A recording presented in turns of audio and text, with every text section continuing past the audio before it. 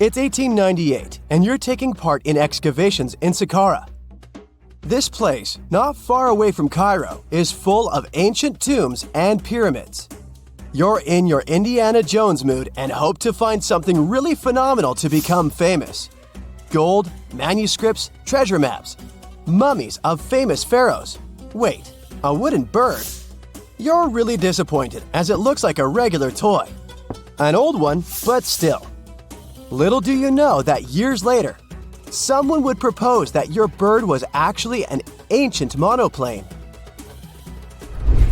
So the artifact, nicknamed the Saqqara bird, is made of a sycamore tree. The birdie has a wingspan of just 7 inches and weighs around 40 grams. A perfect original souvenir from Egypt, I would say.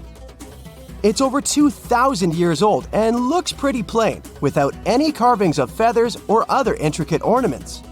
It has a beak and eyes, though, which makes our find look like a hawk, the emblem of the deity Horus.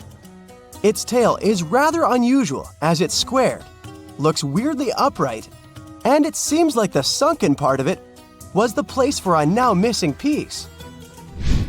Humans love solving a good mystery, so there have been several attempts to explain the use of the birdie. First, quite simply, is that it was a ceremonial object. The second idea is that it was a toy for a child from some well-off family. It could have been some sort of boomerang, which was a popular concept in ancient Egypt. Then there was a theory that the bird had been used as a weather vane. But this one has been debunked as the figure doesn't have any holes or markings, except for the one made at the museum in Cairo to fix the exhibit on a stick. So there was no way to hang it in the past. Almost a century after the bird was found, Egyptologist Dr. Khalil Masiha proposed a new theory that it could have been a model of a monoplane. He believed the bird was missing a horizontal tailplane. Otherwise, it had its wings set at a right angle, similar to that of modern planes. It could have worked to generate the aerodynamic lift necessary for flights. Dr. Masiha also claimed that it was common at that time to place miniature models of technological inventions in tombs. So, did the ancient Egyptians really invent the plane in 200 BCE? That would make the Wright brothers, who are considered the inventors of aviation, really upset. They made one of their first flights only in 1903. There's just one way to know for sure, and that is to test the model. But you know, the ancient museum in Cairo would unlikely let one of their cherished exhibits fly around like a toy. That's why glider designer Martin Gregory built a similar model, this time of balsa wood, and concluded that even with the missing tailplane, the plane wasn't much of a flyer. Case solved? Not really.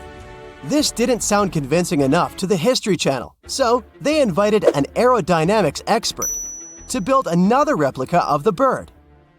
He tested it in weather conditions similar to those in Egypt and was impressed with the little plane's abilities.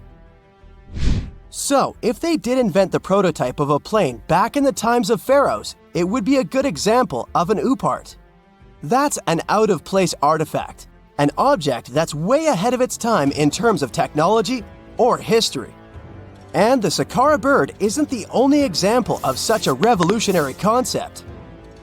In 1901, a group of divers retrieved the Antikythera mechanism from an underwater shipwreck near the Greek island of Antikythera. It's been dubbed the world's first analog computer, and it's currently dated around 100 BCE. The bronze mechanism could tell the position of the sun, moon, planets, and stars, as well as the lunar phase, the dates of upcoming solar eclipses, and even the speed at which the moon moves through the sky. No one's sure who used it and how or where it was made, but it's obvious that it's extremely precise and way too advanced for its time. The first flushing toilets in the world were invented in the middle of the 20th century. Just kidding. The ancient Minoans on the Mediterranean island of Crete and the Indus Valley civilization both came up with this brilliant invention at the same time, around 4,000 years ago. The plumbing and sanitation were so well done that no one managed to design anything better until 2,000 years later. One ancient Minoan lavatory was discovered at the Palace of Knossos. It looks like it had a wooden seat set over a tunnel that directed water from a rooftop reservoir to an underground sewer. Other varieties got water from jugs. Only the super rich people could afford all this glory. So if you wanted to shop for real estate back then, the flushing toilet would be a telltale sign you were in the rich neighborhood. Automated doors became a cool, seemingly new invention back in 1931. But the technology behind them is actually much older. Think the 1st century CE old. Mathematician and engineer Heron of Alexandria came up with a hydraulic system to open and close temple doors. To bring it into action, you need to light a fire to produce heat. There was a brass pot under the fire, half filled with water. The inventor connected the brass pot to containers that acted as weights. When the fire was burning, the water moved into the containers. They went down and pulled the ropes. It was nothing like a supermarket door that opens in front of you before you even have time to think. Heron's door took hours to open, and there was no way to stop the process. That's why they only opened the doors once a day before people entered the temple, to add some mysticism at the temple during ceremonies. Spooky. Looks like the first ever battery was invented in Baghdad around 2,000 years ago. A German archaeologist found this oval-shaped clay jar in 1938. Scientists are still not sure what purpose it served and who exactly invented it. There is a theory that it was used for electroplating objects with precious metals. When they filled it with a weak acid like vinegar, the battery produced around 1 volt of electricity. Another theory says it was a vessel for sacred scrolls. Would you like to buy contact lenses designed by Leonardo da Vinci himself? In 1508, he invented a glass lens with a funnel on one side. You were supposed to wear it with water inside to improve your vision. Sounds a bit uncomfortable, doesn't it? So, around a century later, French scientist René Descartes decided to improve the idea and make the cornea contact the future lenses. Contacts because they contact your eyes, get it? The glass tube with liquid did help improve vision, but blinking was sadly impossible.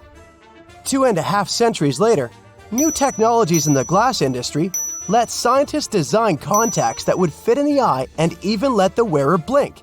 Thanks, guys! Still, those lenses were made of heavy blown glass and didn't let the eye breathe. About 50 years later, contacts became plastic, lightweight, unbreakable, and scratch-resistant, but still covering the entire eye. And then, in 1948, an English optical technician accidentally sanded down a plastic lens and figured out they'd still be in place even if they covered only the cornea. Imagine you're living in 19th century London and need to send a message to New York. It would have taken about 10 days to get there by ship. So when delivery time went from days to hours in 1858, it was a true sensation. The first message was sent by Queen Victoria herself. It was all made possible thanks to the Transatlantic telegraph cable, running under the ocean. Sadly, the new cool invention only lasted a few weeks. It took years to bring it back to life. The ancient Indian texts mention beautifully decorated chariots or entire palaces called Vimanas that could take off and, in a matter of seconds, fly away as far as space. Some people believe these Vimanas only existed in Indian mythology, but it's also possible that they were based on a real technology that had been lost over the centuries. According to the Vedas, ancient Indian religious texts, there was the elephant Vimana with several engines and many other types named after animals and birds. There was one for local travel, one for visiting different countries, and one for traveling to the moon and various planets. They could develop a great speed. One Vimana had the superpower of invisibility. Another one was shaped like a sphere and was built on the winds produced by Mercury. This Vimana was said to generate an enormous ray like the sun and make noise like the storm's thunder. All the Vimanas were unbreakable and perfect for attacks on foes. Now, to operate a Vimana, you'd need to know a lot of stuff, pretty much like today's airplane pilots, 32 secrets in total. They'd cover the aircraft structure and the secrets of taking off and maneuvering without crashing. That's a good thing. The pilot was also expected to know how to be seen and unseen, how to be hidden, how to be quick, how to manage contractions and expansion, and many other tricks. To hide the flying machine from foes, the pilot was instructed to move to the 8th atmospheric layer above the Earth and use the power of dark solar rays. This instruction might sound a bit weird, but there were others, more realistic ones, which still make sense in modern aeronautics. There are sections of ancient texts on the Vimanas that focus on details like flight paths, pilot training, navigation, and even suitable clothes for pilots and recommended food for long flights. There was also a lot of technical detail about the use of heat-absorbing metals, the metals utilized, and melting points. The supporters of the theory that the Vimanas were more than just myths are sure that the ancient Indians would unlikely go into all these details just for a beautiful story. So, the flying palaces might have been real and way ahead of their time, like many other great Indian inventions. Back in the 6th century BCE, an Indian physician named Sushruta basically wrote the original guide to medicine and surgery. They even called him the father of surgery for his work. Sushruta laid down the details on hundreds of medicinal plants and described complex surgical procedures. He gave instructions on nose reconstructions and skin transplants from one part of the body to another. The original method of rhinoplasty, which involved taking a piece of skin from the forehead to reconstruct the nose, is still used today. But back then, it had a slightly different purpose than surprising your followers on social media. Those nose jobs helped out folks who had lost their noses as punishment for crimes or in fights. Now, you gotta thank an ancient Indian math prodigy for the invention of zero. It might not seem like a big deal, but without it, we would have no binary system and no computers. People before the 5th century CE were only thinking about some sort of a sign to indicate nothing. The invention made addition, subtraction, and other mathematical operations a whole lot easier. You can see the oldest zero in existence carved in the wall of a temple in Gwalior, India. The Indus Valley Civilization was using rulers in 1500 BCE and earlier. Made from ivory, these rulers were found during excavations in what is present-day Pakistan and northwestern India. They were widely used in architecture with amazing accuracy. They had units corresponding to slightly over 1 inch that were marked with precise subdivisions within 5/1000ths of an inch. The next invention is more of a concept than a physical item. Standardization is all about setting the rules based on a bunch of people, things, or interests.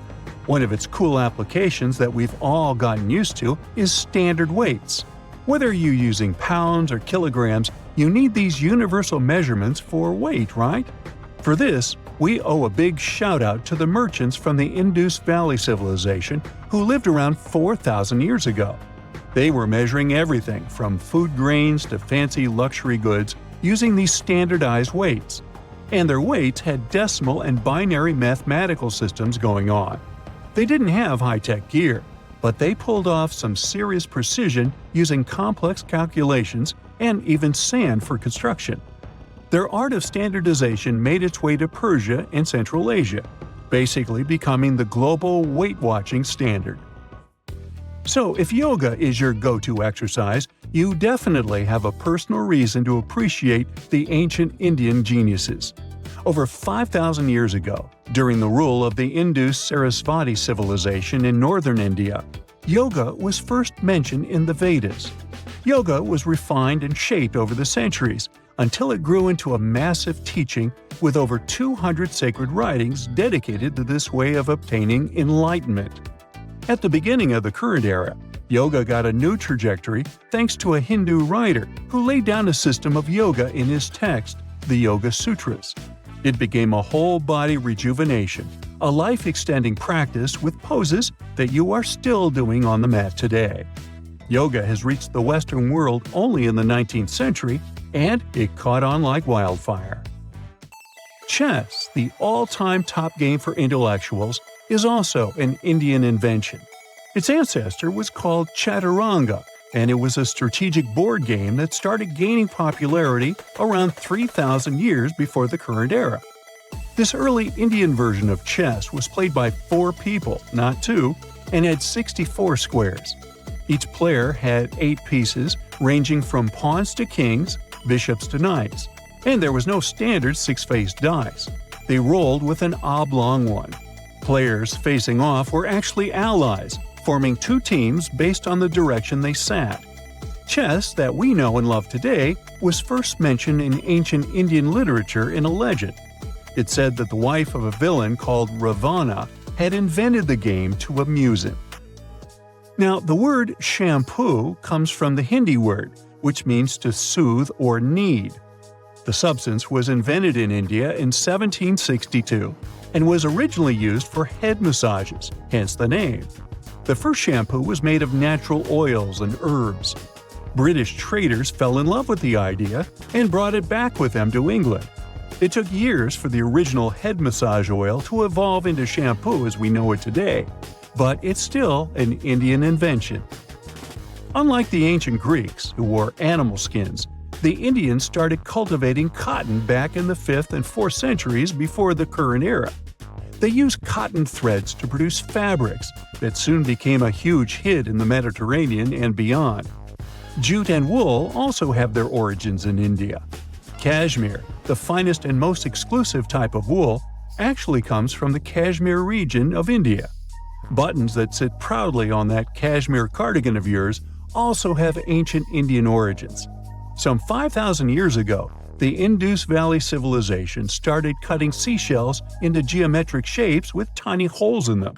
First, they were just decorations, but then people started using them to fasten clothes. Now, when you think about radio communication pioneers, Marconi's name usually steals the spotlight. He got a Nobel Prize in Physics in 1909 for his groundbreaking radio work. But there's an unsung hero in the radio waves game, and his name is Sir Jagdish Chandra Bose. He spilled the beans on radio communication way back in 1895. He shot an electromagnetic wave across 75 feet at the town hall in Calcutta, and it went through walls, rang a bell, and even set off some gunpowder. Marconi took a page from Bose's book, using his invention, the Mercury Coherer, as a blueprint for his own two-way radio. Bose didn't patent his genius creation, so he only got his credit a century later. Listen to this. Neanderthal fiber technology. Nope, I'm not joking. The concept is real. In 2020, a team of scientists published a paper that redefined the way we saw our closest ancestors. A find in France changed archaeology forever, and it wasn't the first time something like this had happened. But let me start from the beginning. Neanderthals. For a long time, they fit the image of the typical cavemen. If you are now thinking of someone like Fred Flintstone, you wouldn't be much wrong. What was the reason behind this stereotype? When did we start believing that Neanderthals were not the brightest tools in the shed of evolution? In comes William King, a 19th century British geologist. He was the man who named the Neanderthals. Based on the bones King found, the scientist declared the species not intelligent, and this image stuck with the Neanderthals for centuries to come. But a piece of string, just a quarter of an inch long, changed everything.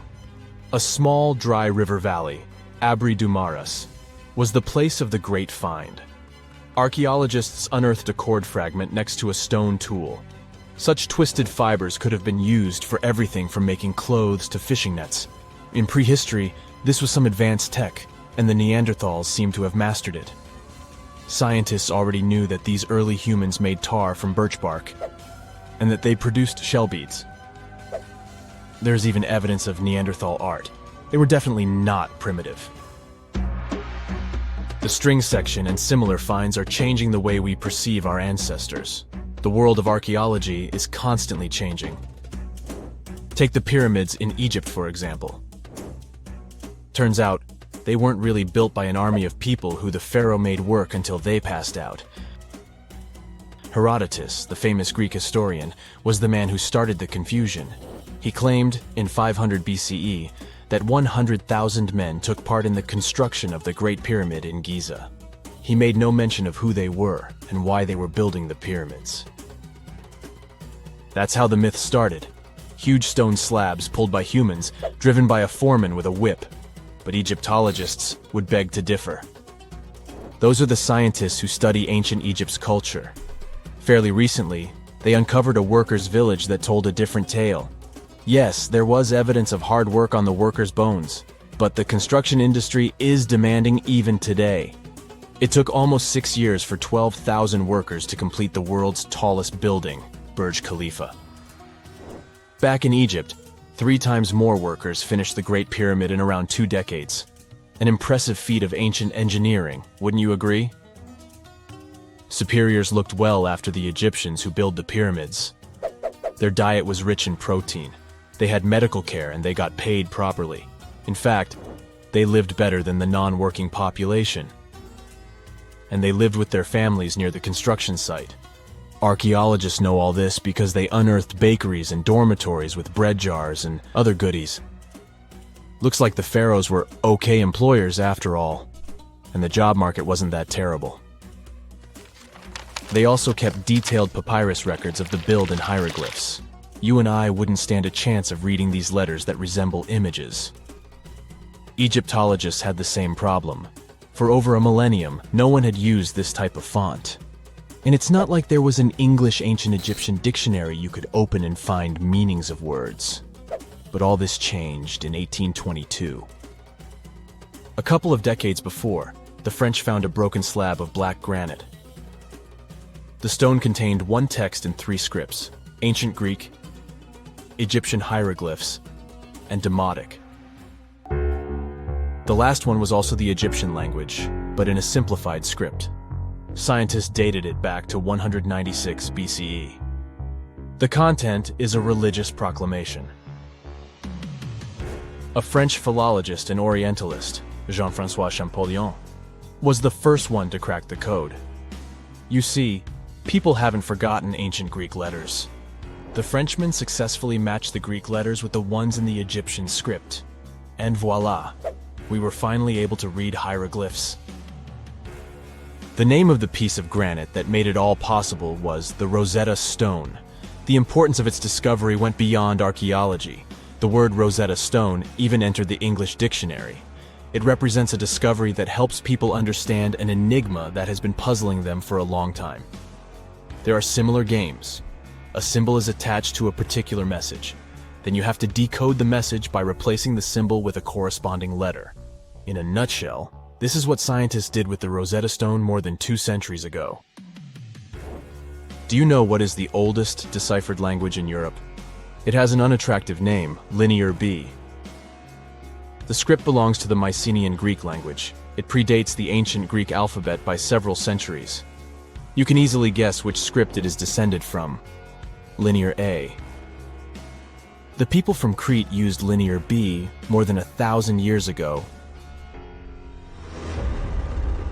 During the Late Bronze Age, the Greek civilization that used the script vanished. There was no one who could read Linear B, and more importantly, no one knew it existed in the first place. This was about to change during the first years of the 20th century. A British archaeologist by the name of Sir Arthur Evans excavated a vast palace complex at Knossos, Crete, Greece. This was the center of the Minoan culture that created the enigmatic script. The palace boasted some 1,300 rooms. They had colorful paintings of dolphins, griffins, and bulls. All of these captivated the archaeologists' imagination. But their biggest find was at first overlooked: thousands of slabs of baked clay. The fire that brought down the palace helped preserve the tablets. It was impossible to read the slabs, though. They were written in an unknown language. The scientific community had to wait for another half a century before Michael Ventris cracked the code. He was an English architect and cryptographer. Ventris studied Greek and Latin. While attending the famous Archaeologists lecture, the young man decided to solve the puzzle of Linear B once and for all. He managed to do so in 1952. One of Ventris's most amazing discoveries was that the script was an archaic form of Greek. But cryptology still hasn't solved the code of Linear A. This writing system will remain a mystery until a motivated young person like Michael Ventris comes along. They wouldn't have to be a professional archaeologist. Basil Brown certainly wasn't. Yet in 1939 he discovered the richest early medieval tomb in Europe. This happened in Sutton Hoo in the southeast of England. This wasn't an ordinary tomb made out of stone. It was a full-size ship, 3 times as long as a London double-decker bus. And that's not all. Apart from its main purpose, the ship was full of riches. Deluxe hanging bowls, feasting vessels, gold and dress accessories, and luxurious textiles were just some of the treasures found. Archaeologists were also amazed by the silverware from distant Byzantium. You probably know this city as Istanbul, Turkey. Even in our age, it's several days' drive from Sutton Hoo. Just imagine how much time and money it cost to import a silver plate in the 7th century. That's when the ship went down, according to archaeologists. The English couldn't have done it. At that time, there was no England. The people living in the British Isles at the time were the Anglo-Saxons. Perhaps the ship from the grassy mounds in Suffolk belonged to one of their kings? We will never know. The local acidic soil did away with any possible evidence, or no one laid there in the first place. It could have been a cenotaph, which is a monument constructed to honor an important person. The archaeologists still don't have a definite answer. But what they have found at Sutton Hoo shed light on the Dark Ages. Before the discovery of the ship, they knew little about what had been going on in Britain after the Romans left. Now, the image of the early Anglo-Saxon society was much clearer. Perhaps the English soil will be the site of the next great breakthrough in archaeology. Most people know that pyramids were built as grand tombs for the pharaohs, designed to ensure they had a smooth journey to the afterlife. The Great Pyramid of Giza, for instance, was constructed for the pharaoh Khufu. But what most people don't know is that this whole pyramid building trend started right here with the step pyramid of Djoser about 4,700 years ago. This massive structure was built for Pharaoh Djoser, a ruler from Egypt's 3rd dynasty. It rises 7 layers high above the ground and stands about 200 feet tall. We think of it today as a phenomenal architectural project, but for ancient Egyptians, the step pyramid of Djoser turned out to be more like a massive experiment, a trial run, if you will, to perfect their building skills before they moved on to even more ambitious pyramids. Reaching new heights is super exciting, but the real mystery is what is going on below the ground.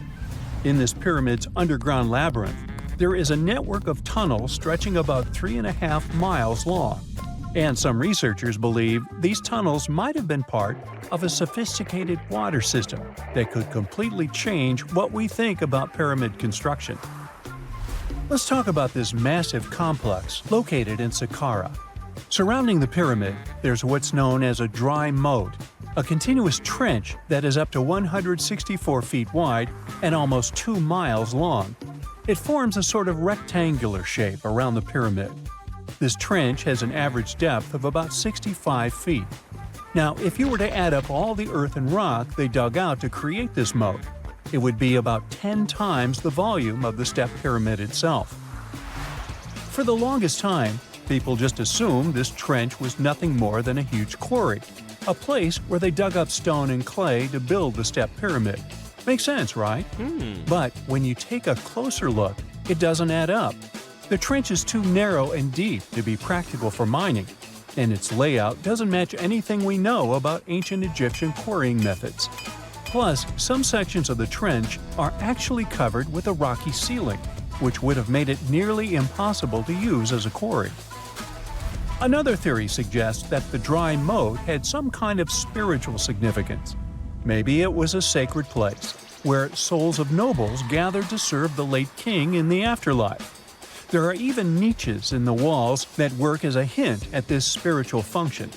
But most researchers believe that this purpose likely developed much later, long after the complex was built for Djoser. So what was the moat really designed for? In 2020, a researcher came up with a pretty intriguing idea. It is possible that this trench was actually designed to collect and manage water, especially after heavy rainfalls. Now, that makes sense when you consider the location. The moat sits in an area that could easily have been flooded by runoff water from nearby plains. This could also explain why the trench wasn't used for new graves until much later when the climate became drier and less prone to flooding. The story becomes even more intriguing as this trench appears to be part of a larger, more complex hydraulic system within the Djoser complex. It is like the trench has several compartments, carefully carved out of the rock and connected by tunnels. These compartments likely served as a part of a water treatment system, where water would flow from one compartment to the next, getting cleaner as it moved along. Now, here is where things start to tie into the pyramid itself. The Djoser complex has a series of underground shafts, and some researchers think that water from the moat's deep trench might have been used to power a hydraulic lift system, and this giant water-powered elevator could have been used to raise the heavy stones needed to build the pyramid. It worked like a volcano, but instead of lava, water did the heavy lifting.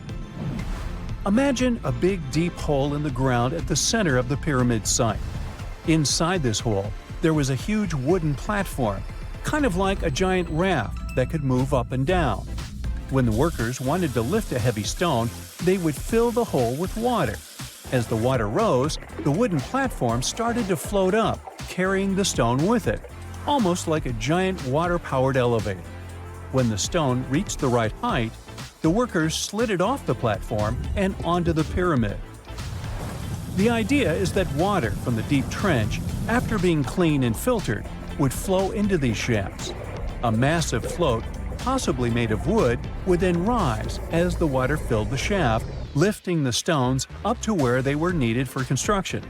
Once the stone was in place, they'd let the water out, lowering the platform back down to the bottom, ready to lift the next stone. This fancy hydraulic lift system could have been a game changer, making the whole building process a lot faster and more efficient without using a lot of workforce. It is like the ancient Egyptians were already embracing the whole idea of work smarter, not harder. But of course, not everyone is on board with this theory. Some experts argue that the area where the step pyramid of Djoser was built couldn't have held enough water from occasional rains to maintain such a fancy hydraulic system. The main theory suggests that, in the past, there might have been some kind of lake nearby that would have filled up after a period of rain, and this lake could have supplied water to the complex's hydraulic system. But there is no mention of such a lake in any ancient Egyptian writings, so it might be more of a what-if situation than a reality. And then there's the issue of the hard work itself. Remember when I said this method could have allowed the ancient builders to raise stones with far less effort? Well, that might not be entirely true. According to some experts, just building this hydraulic device would have required a lot more heavy work than simply moving the stone blocks using good old-fashioned manpower. And let's not forget, the step pyramid of Djoser is like a baby pyramid compared to those that came later. The stones used for Djoser's pyramid weighed, on average, about 660 pounds each, which is nothing compared to the more than 2.5-ton blocks used later for the pyramid of Deciphering. If this cool water lift theory gets completely ruled out, we still need to explain how this pyramid was built in the first place. To answer that, we need to rewind a bit and talk about the original plans. See, before Djoser's tomb became a pyramid, the idea was to construct a simple mastaba. This type of tomb was pretty common in earlier periods, a flat-roofed, rectangular structure with sloping sides. But after the original mastaba was finished, they decided to expand it a bit by adding more layers on top. And then they added even more layers, until the construction reached 6 distinctive steps, each one smaller than the previous. And they probably did all this by raising those heavy stones using ramps, not a water-powered elevator. there is still so much we don't know about the Step Pyramid of Djoser. More research is definitely needed to fully understand how this system worked, or if it even existed at all. But the idea of using water to help build the pyramid adds a whole new layer to our understanding of ancient Egyptian engineering. It's a powerful reminder of just how clever and resourceful those builders were, using the natural landscape and the power of water to create one of the most iconic monuments in history. Have you heard of Gobekli Tepe? It's an ancient site in Turkey that literally made historians rewrite history books. Over 11,000 years ago, a group of prehistoric humans crafted an enigmatic masterpiece that's even older than Stonehenge.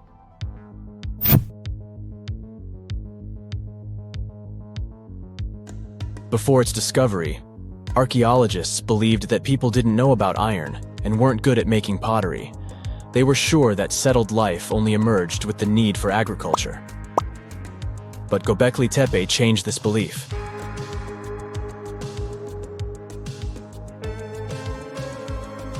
The place has revealed that it was the temple that paved the way for a settled life, not agriculture. Until this discovery, researchers believed that farming was the catalyst for sedentary living. Meet Professor Schmidt, the guy whose findings changed this theory.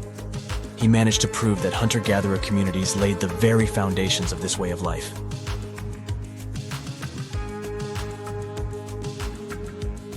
Back in the 1960s, other archaeologists visited the area, but they totally missed the mark. While surveying the region, they stumbled upon a hill with scattered limestone slabs and concluded it was just an old burial ground from medieval times. Little did they know that there was so much more to uncover.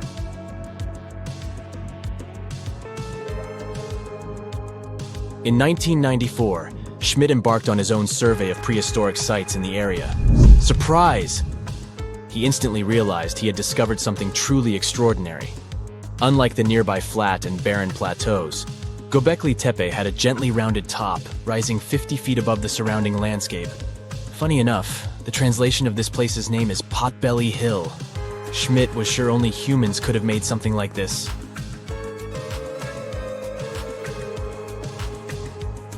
Those broken limestone pieces that were mistaken for gravestones turned out to be way more exciting.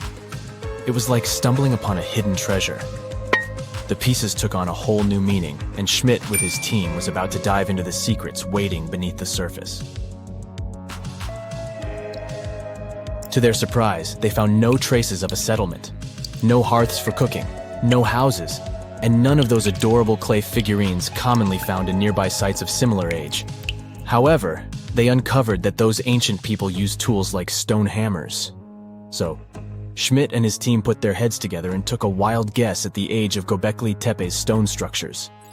Their estimation got backed up by some limited carbon dating done right at the site. The ancient vibes of this place were finally starting to make sense. It was like a puzzle slowly coming together.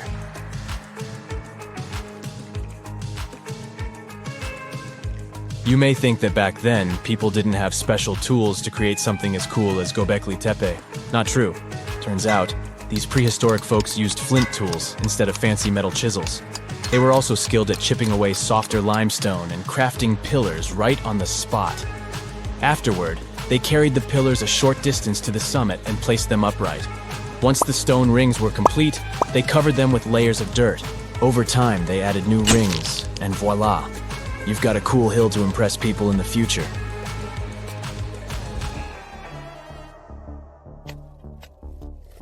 During their first year of excavation, the team went through 15,000 pieces of animal bones from wild creatures. These people didn't have pet animals or grow their own food.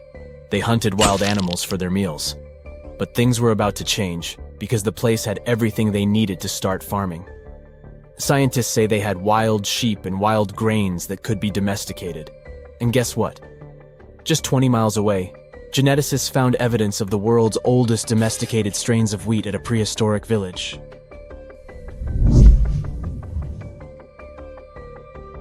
These amazing findings have completely changed how we view civilization. In the past, experts believed that people needed to learn how to farm and settle in one place before they could build temples and develop complex societies. But guess what? Schmidt's research flips that idea on its head. He claims that the incredible effort put into constructing these astonishing structures actually set the stage for the development of advanced societies. It means that societal and cultural changes happened before agriculture. Schmidt has this fascinating hypothesis about Gobekli Tepe. He thinks it could have been a special burial site where people left their loved ones. And here's the twist. The burial site was adorned with fancy statues and symbols representing deities from the spiritual realm.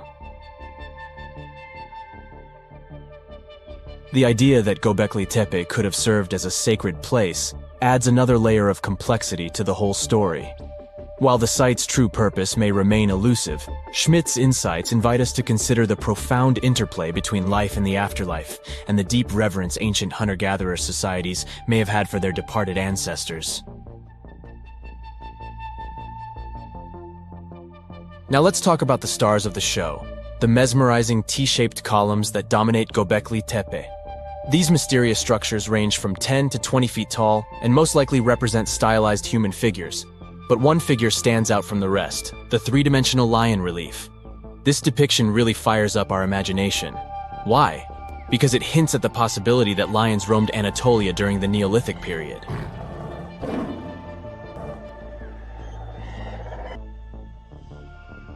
These standing stones are arranged in circles and placed in rectangular pits. Each circle has a similar setup. Two big T-shaped pillars in the center, surrounded by slightly smaller ones facing inward.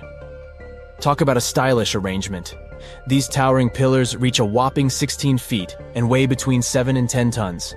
Some pillars are plain and simple, while others are like works of art with intricate carvings. Foxes, scorpions, and vultures come to life, crawling and twisting on the pillars' sides. But it's not just animals depicted on these stones. Some pillars have abstract shapes representing humans, and even small carvings of clothing items. Some of them even have belts. Now, there's one pillar that stands out from the rest like a rock star. This super old stone pillar suggests that a comet crashed into Earth. It happened during a chilly period that lasted about 1,000 years. Previous studies examining Greenland ice cores hinted at this comet theory, but now the carvings at Gobekli Tepe prove it right.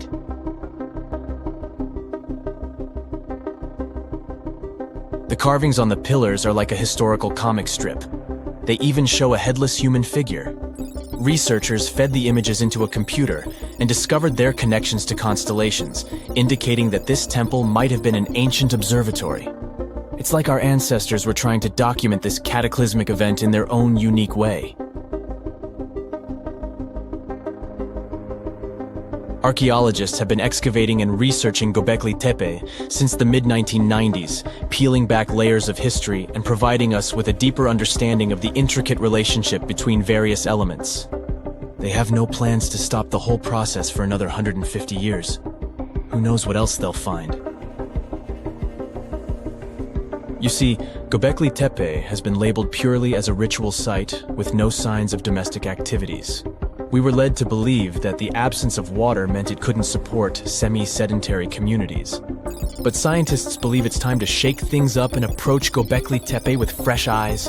It's time to question what we believed before and use new evidence and different ways of thinking. Like, there might have been a group of people living in the area who didn't stay in one place all the time. They moved around a bit but still had their own civilization, living in the area semi-sedentarily.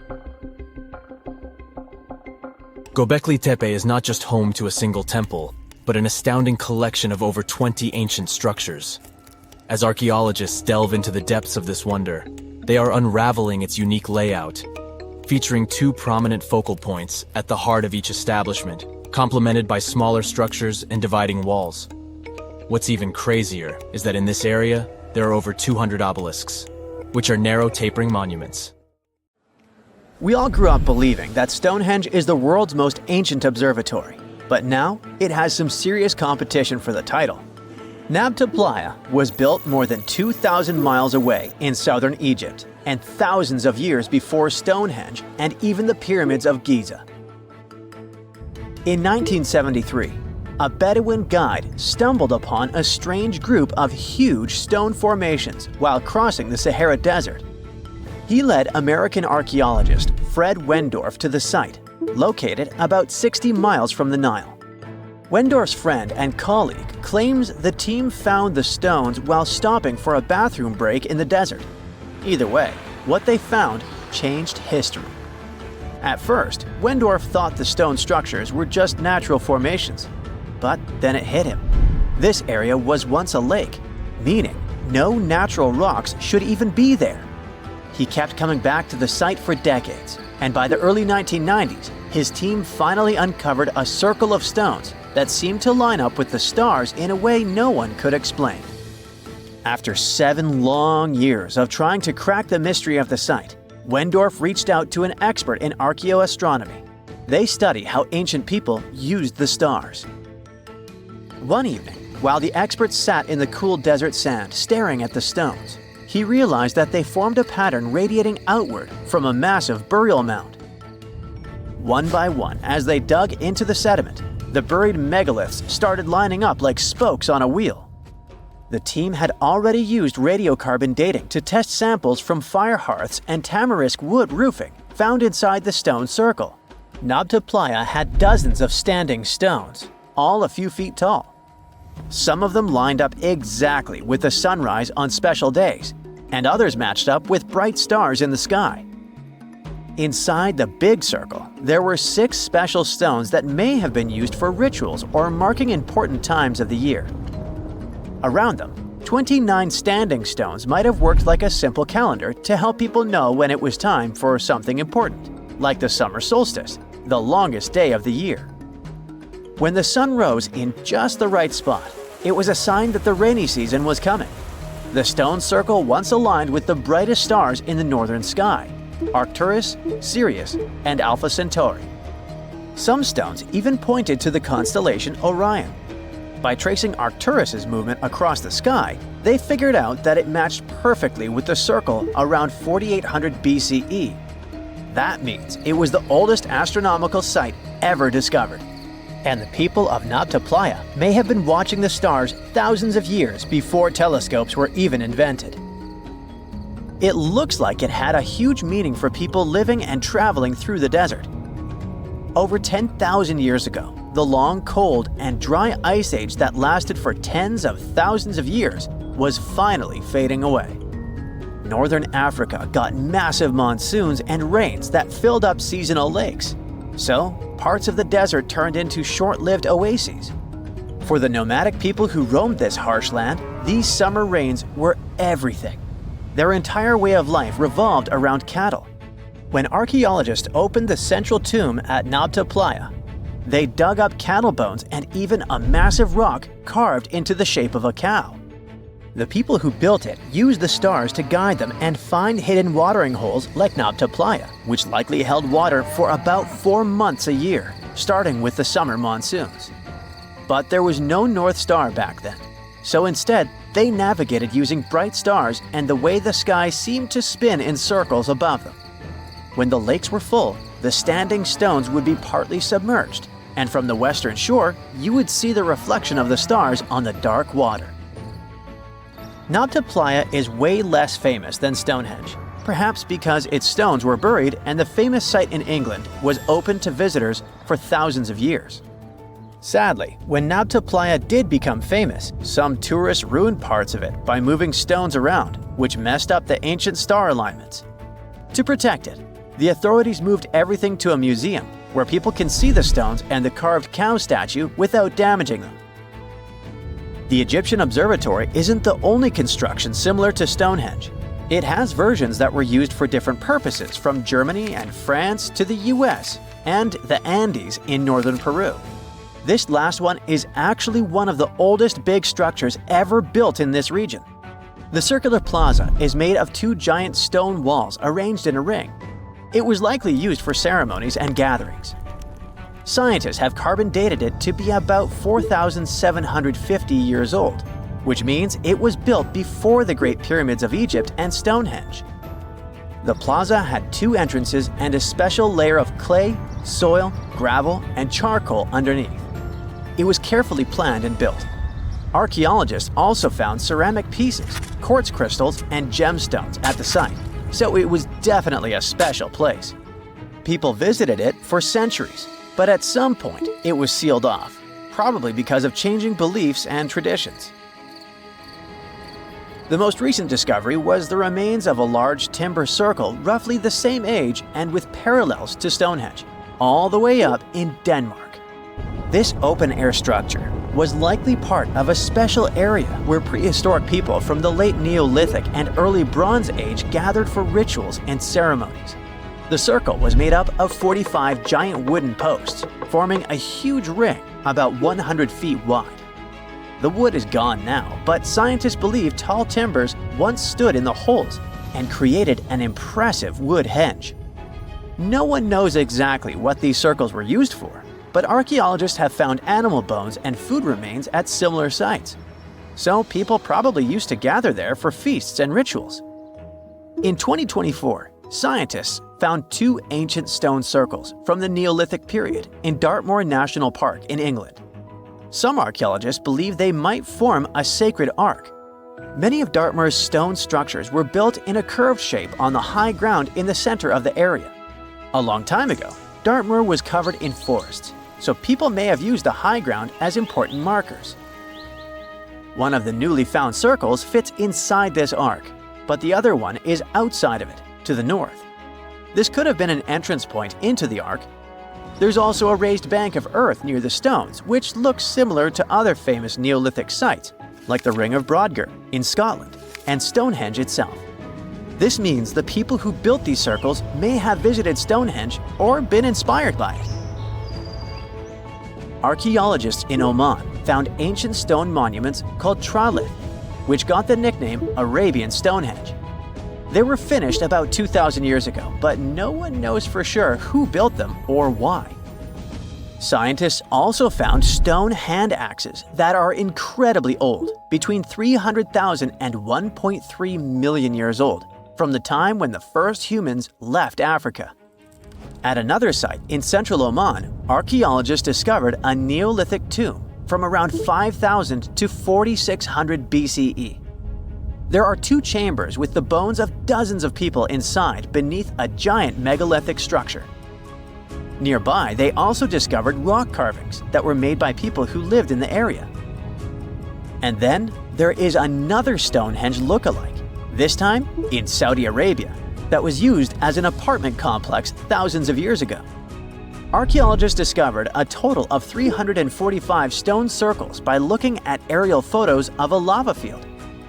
Each circle is between 13 to 26 feet and has at least one large standing stone in the middle. These structures still have remains of stone walls and doorways.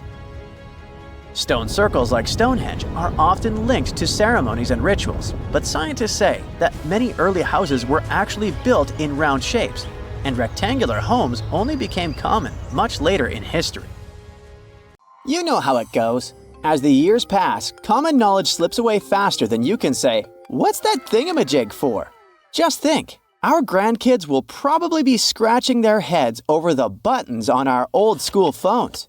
So it's no wonder that some ancient artifacts have got us all stumped too. Take a look at this funky object. Any guesses on what it is? A musical instrument, a toy, or maybe something out of this world? Beats me, and even the experts have no exact answer. This little guy is a Roman dodecahedron, discovered by some amateur archaeologists near Lincoln, England. It's shaped like a fist and made of a mix of metals. Now, as for what this thingy was used for, that's the million-dollar question. Supposedly, these guys were all the rage back in the day in northern Gaul and Roman Germany. According to some ancient maps, similar dodecahedrons have turned up in Europe, Britain, and even along the maritime Silk Road in Southeast Asia.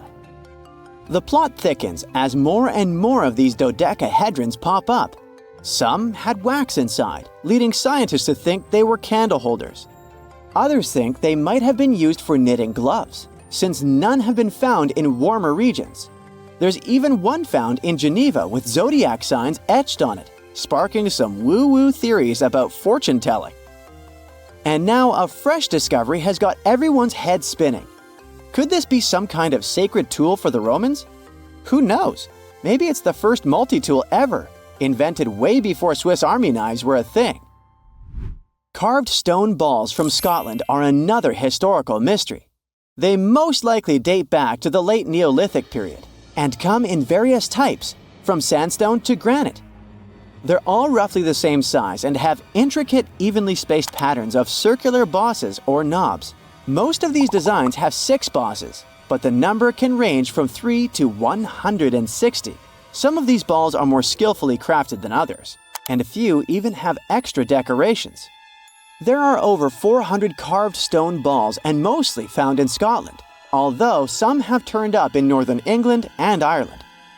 These stone balls rarely show signs of damage or use, and there are no clues that would give away their function. Most experts think they weren't practical tools, but had some symbolic or social importance, probably a sign of power or prestige within their communities. The Fulkton drums are the 3 stone cylinders from Neolithic Britain, discovered in the late 19th century in a burial mound in East Yorkshire. Nothing similar has been found anywhere else in the British Isles from any prehistoric period. Each drum is decorated with unique designs covering the sides and domed tops. The decorations are mostly geometric, arranged in panels with stylized human faces peeking out from 2 of the drums. Recent studies of the artifacts using new technologies show that the designs had been carved and recarved over time. A team of experts also analyzed the composition of the drums, and it turns out that they were made from local chalk. In the late Bronze Age in Europe, long before coins became common, finely crafted metal objects served as portable wealth and symbols of high status. Across Europe, archaeologists have found all sorts of artifacts, from gold adornments worn by elites to large bronze cauldrons used in feasts. Beautifully decorated gold rings discovered in Wales are among these items. They're known as lock rings and may have been used to hold hair. Now they're flattened after spending nearly 3,000 years underground. They used to have cone-shaped openings at each end.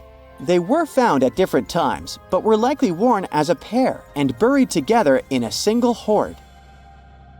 Other Roman artifacts made of the copper alloy were first catalogued as lunate pendants. But during a recent re-examination, experts found that these items were actually small mortar and pestle sets, known as cosmetic grinders. They were used to grind minerals for makeup and were specifically designed for applying liner and shadows to the eyes. They were mistaken for pendants because of suspension loops that allowed them to be carried on a cord. These cosmetic sets from the 1st century of the current era were unique to Britain. They prove the influence of imported cosmetics and beauty trends from the Mediterranean and Roman provinces, including Egypt. The Salzburg Cube, also known as the Wolf's Egg Iron, was discovered in the late 19th century in Austria. It doesn't really look like a cube, but is more like a rounded object with 2 flat sides. Down the middle, it has a groove, and the surface is covered with pits and craters. Workers accidentally found this artifact when they blew apart a piece of coal. The coal seam it came from is thought to be over 60 million years old. The Salzburg Cube moved between museums, mysteriously vanished in the early 20th century, and then showed up again. Some researchers thought it must be a Victorian-era candlestick holder, but still, no one knows the true story of the cube or its current location. Archaeologists have unearthed an incredible historical find in Pakistan, an ancient sphinx estimated to be around 12,500 years old. The region where it was found was once a busy center of the ancient Indus Valley civilization. It had advanced urban planning, intricate art, and sophisticated drainage systems. The discovery of the ancient Sphinx is a good example of their progressive art. We all know of the Great Sphinx of Giza, but what was the significance of the Sphinx in the Indus Valley culture?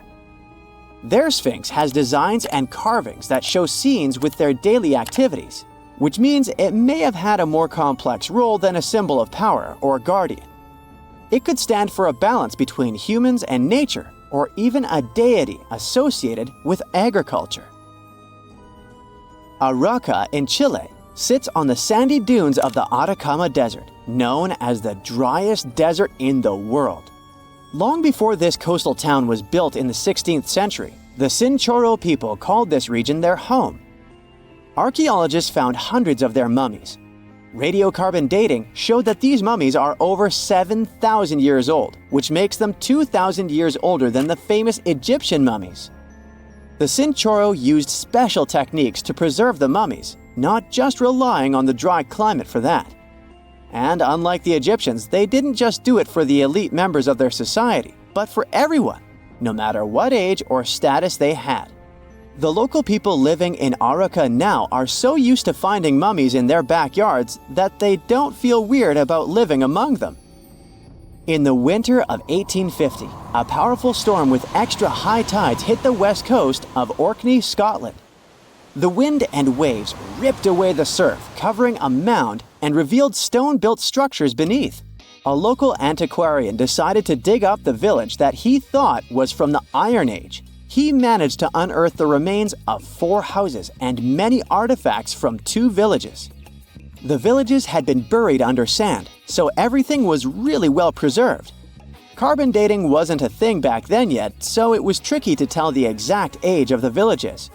Almost a century later, with new tech, researchers were finally able to tell that the place was actually from Neolithic times. You can still see stone dressers and box beds in the prehistoric houses. Archaeologists and historians working on the famous terracotta army think that it might have been inspired by or modeled on ancient Greek sculptures. It would mean there was a cultural contact between East and West much earlier than we thought, long before the Silk Road trade route. There was probably Western influence in China during the era of its first emperor, who took the throne in 246 before the current era. Before that time, China didn't have a tradition of building life-sized sculptures. Earlier terracotta soldiers were much smaller, less than 10 inches tall. Greek artists might have even been present to train Chinese sculptors. Something strange is lurking beneath the sands of Giza, and scientists have no idea what it is. Archaeologists just found a hidden structure near the Great Pyramid using advanced ground scanning technology. What's inside? Nobody knows, but excavations are already underway. The Great Pyramid of Giza is one of the most famous monuments on Earth, but it doesn't stand alone. It's surrounded by an ancient necropolis, a massive royal graveyard filled with tombs and monuments. They belong to pharaohs, nobles, and other high-ranking officials. Most of these tombs are above the ground. They're called mastabas, rectangular, flat-roofed tombs built from limestone or mud brick, and they've been studied for decades. But from old movies, we know that these weren't simple graves. They have deep vertical shafts leading to underground burial chambers, where the past was sealed away for eternity. And recently, archaeologists found one curious empty space in the cemetery, a completely unexplored patch of ground. No mastabas, no visible ruins, nada. For years they ignored it, but between 2021 and 2023, they decided to investigate. They didn't dig, though. Instead, they used a technology that kind of acts like X-rays for the ground. These radars let scientists see the secrets hidden there. And there was something hidden beneath the sand, something deliberately buried and forgotten. A 2-part underground structure. One part was shallow and L-shaped. It's about 33 feet long and buried just 6.5 feet deep. But below that, a deeper, more mysterious anomaly, a structure completely different from anything else in the area. They called it a highly resistive anomaly, which means it's dense and solid, likely made of stone, sand, or even metal. And still, no one has a clue what's inside it. Now, it's clear that humans made the L shape. It wasn't formed by nature. And the shallower structure might have been an entrance to whatever is hidden below. But they only have some theories about what might be hidden there. It's also filled with sand and gravel. It was probably deliberately backfilled after its construction, perhaps to preserve this. Why? Well, we don't know yet. The archaeological team will need to excavate to understand what exactly this thing was and why it was built. The first guess is a lost burial chamber. Many tombs in Giza have underground burial sites, but most have clear surface markers. This one, for some reason, has nothing, but it could be one of them. The second guess is an ancient offering chapel. Egyptologists know that some chapels were built in this shape, but usually they were above ground, not buried like this. And finally, it might be something we've never seen before. If this turns out to be a new type of structure, it could rewrite what we know about the burials of pharaohs. The only way to know for sure is to dig it up, and that's exactly what's happening right now. Excavations are already underway. Archaeologists are racing against time to uncover the truth. But there's a real danger there too. Giza's fragile ancient structures need to be handled carefully. Otherwise, they could be damaged beyond repair. So all we can do is wait for the truth. Now, these tombs always held fascinating mysteries. Unfortunately, we'll never learn tons of these mysteries because of some relentless tomb robbers. Egyptian tombs were built to guard the bodies for eternity. But that absolutely didn't stop people from breaking in and stealing everything valuable inside. They've been bothering these ancient sites for thousands of years, starting way back in Pharaoh's times. Many of the most famous tombs, including those in Giza, Saqqara, and the Valley of the Kings, were looted. It was a common practice in ancient Egypt. And they were serious about this whole thing. They dug secret tunnels to bypass traps and walls, bribed or threatened tomb workers to get inside knowledge, cracked open sarcophagi to grab gold, jewelry, and artifacts. And by the time modern archaeologists got to most of these tombs, they had already been picked clean. The reigning pharaohs got tired of this infuriating nonsense. The Valley of the Kings, the famous burial ground of Egyptian royalty, was supposed to be the ultimate safe zone. Tombs were built deep underground, hidden in the desert. Passages were sealed with giant stone blocks. False doors and traps were added to confuse thieves. Even curses were written on the walls, warnings of horrible endings for anyone who dared to disturb the tomb, which is exactly where we got all those horror stories about mummies from. Spoiler alert, none of it worked. Most tombs in the Valley of the Kings were fully robbed within 100 years of being sealed. Even King Tutankhamun's tomb, one of the most famous in history, was broken into twice in ancient times. Some of them decided to try and fight back. The New Kingdom rulers built hidden unmarked tombs in a way that should have prevented the looters from finding them, but didn't work. Some pharaohs, like Ramses II, were moved in secret to prevent their bodies from being stolen. Nope, didn't matter. The grave robbers always won. That's because tomb raiders weren't just random thieves. They were skilled, organized, and well-connected. They knew exactly where to look. Many were the ones who had built these sites in the first place, and they knew where the entrances were. If they couldn't smash through the doors, they'd dig through the walls, floors, and even ceilings to break inside. They also worked fast, often within a few years after the tombs were sealed, before anyone forgot where the valuable stuff was.